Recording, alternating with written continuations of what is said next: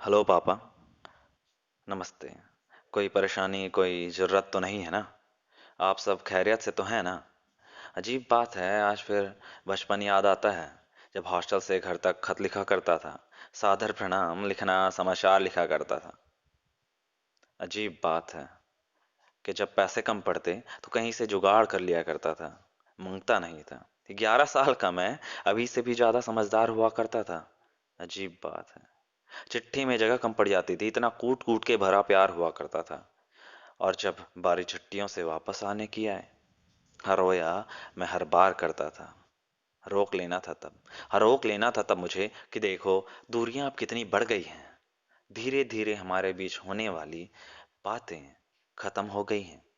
सबसे लगाव कम होता गया। धीमे धीमे दूरियों में मैं खोता गया। वक्त के साथ कमबख्त मैं भी कोई और होता गया। कि वो 11 साल का लड़का जो घर से जाना नहीं चाहता था, अपने जीते हुए कंचे फिर छुपाना नहीं चाहता था, वो गांव का छोटा छोरा जो शहरी लिबास अपनाना नहीं चाहता था, जाने वो कहाँ गया? किसी ने देखा है उसे? हेलो पापा, कैसे हो आप? सब खैरियत से तो है ना? कोई परेशानी कोई दिक्कत तो नहीं है ना? वो दिन याद आते हैं जब आप कंधे पे बैठाया करते थे। वो लम्हे भी जब मम्मी की डांट से बचाया करते थे। वो दिन, माहौल, जमाना कहाँ गया? कुछ ठीक नहीं रहा पापा, जब से घर से दूर चला गया। लड़ लेना था तब मुझे, दूर नहीं जाना था। कोई शरारत कोई नौटंकी फिर कोई चालाकी करनी थी, करना कोई बहाना था, पर दूर नहीं जाना था। लड़ लेना था मुझे।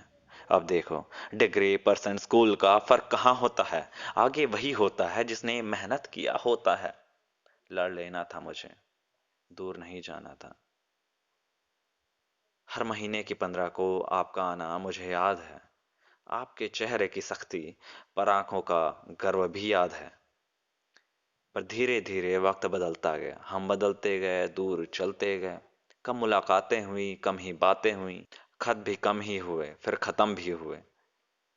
स्कूल से घर फिर ना आया कभी मैं। कॉलेज भी बाहर ही जाना पड़ा। उस 11 साल के नादा को दुनिया मुताबिक बदल जाना पड़ा।